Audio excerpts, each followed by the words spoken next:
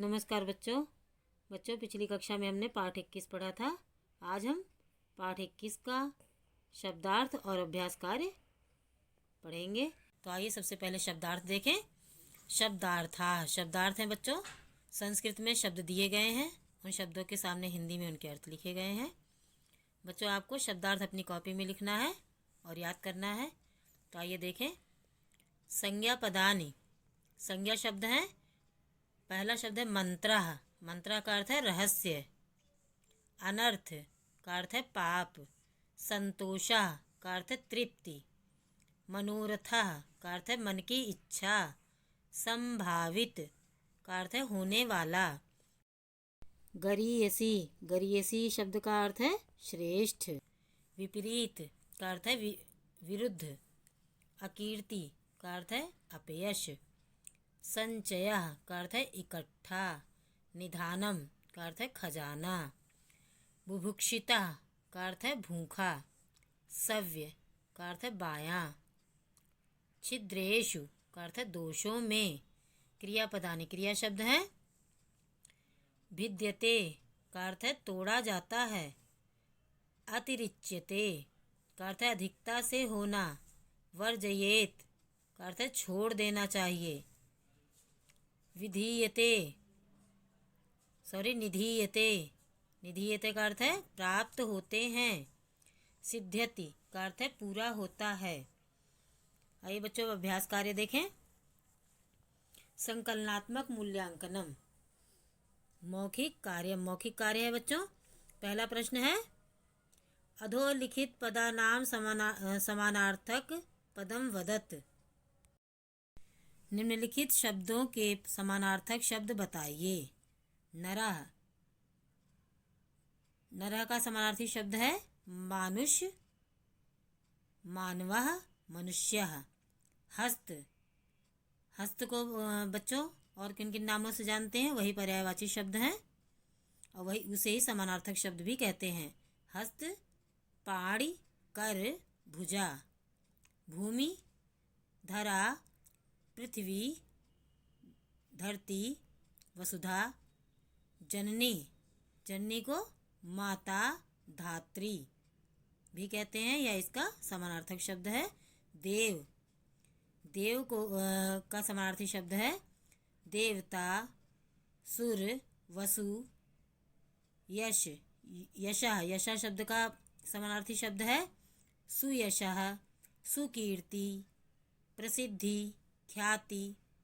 तो बच्चों आप प्रश्न नंबर 1 मौखिक कार्य का प्रश्न नंबर 2 दोनों ही आपका यह गृह कार्य है। इसे आप अपनी कॉपी में लिखेंगे और याद भी करेंगे। मौखिक कार्य के रूप में नहीं है यह, आप इसे गृह कार्य के रूप में अपनी कॉपी में लिखेंगे और याद करेंगे। दूसरा प्रश्न है भू यानी भव। धात्वा रूपाणि पंच लकारेषु वदत। कह रहे हैं कि भू या भव धातु के रूप 5 लकारों में बताइए। बच्चों भू धातु जो है मूल धातु है भू, और इसे ही भव धातु भी कहते हैं। तो इसका रूप भवति, भवता, भवंती चलता है। तो आप भू धातु के धातु रूप 5 लकार में अपनी कॉपी में लिखेंगे और याद करेंगे। तो मौखिक कार्य का प्रश्न नंबर 1 और 2 आपका गृह कार्य के रूप में है। आप इसे अपनी कॉपी में स्वयं लिखेंगे और याद करेंगे। आइए बच्चों अगला प्रश्न देखें। लिखित कार्य है बच्चों। पहला प्रश्न है शुद्धम संस्कृत पर्यायम इति चिन्हेन चिन्हीकुरुत। शुद्ध संस्कृत पर्याय पर सही का चिन्ह लगाइए। बच्चों यहाँ पर हिंदी में शब्द दिए गए हैं। इन हिंदी शब्दों की संस्कृत क्या होगी उसके लिए यहाँ पर 4 ऑप्शन दिए गए हैं। इनमें से एक ऑप्शन सही है, उसके सामने हमें सही का चिन्ह लगाना है। तो आइए देखें। पहला शब्द है श्रेष्ठ। श्रेष्ठ के लिए आइए देखें सही संस्कृत शब्द कौन सा होगा। पहला ऑप्शन है गरीयसी, दूसरा है गरीयसी, तीसरा है गरीयसी, चौथा है गरीयासी। तो श्रेष्ठ के लिए सही संस्कृत शब्द है गरीयसी, गरीयसी। इसके सामने हमने सही का निशान लगाया। अगला शब्द है अपयश। अपयश के लिए सही संस्कृत शब्द कौन सा? आइए देखें। पहला ऑप्शन है कीर्ति, दूसरा है अकीर्ति, तीसरा है पापम और चौथा है अति। तो अपयश के लिए सही संस्कृत शब्द है अकीर्ति। दूसरा शब्द सही है, उसके सामने हमने सही का निशान लगाया। अगला हिंदी शब्द है खजाना।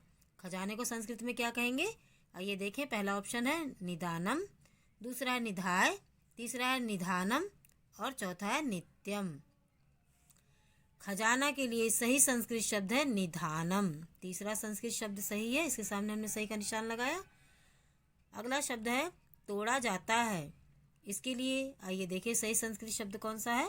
पहला ऑप्शन है भिदते, दूसरा भीधते, भीधते, तीसरा है भिद्यते और चौथा है भीद्यते। तोड़ा जाता है के लिए सही संस्कृत शब्द है भिद्यते। इसके सामने हमने सही का निशान लगाया।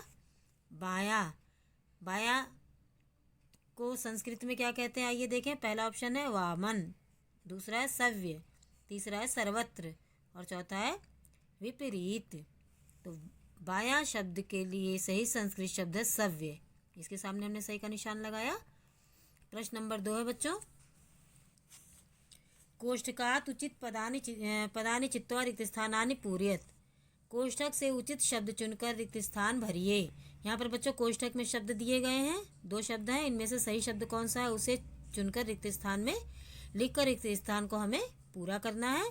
तो यहाँ पर मैंने जैसा कि लिखा है, क्या कौन सा शब्द आएगा? तो धर्मेण हीना डैश समाना। धर्म से हीन होते हैं, कैसे होते हैं? पशुभी या पशून? तो हमने पशुभी, यहाँ पर पशुभी लिखा।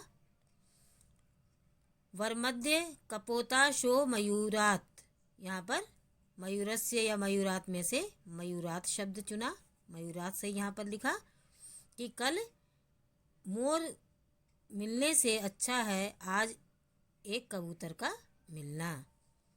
अगला है डैश मूलम अनर्था नाम। जड़ है अनर्थ की क्या?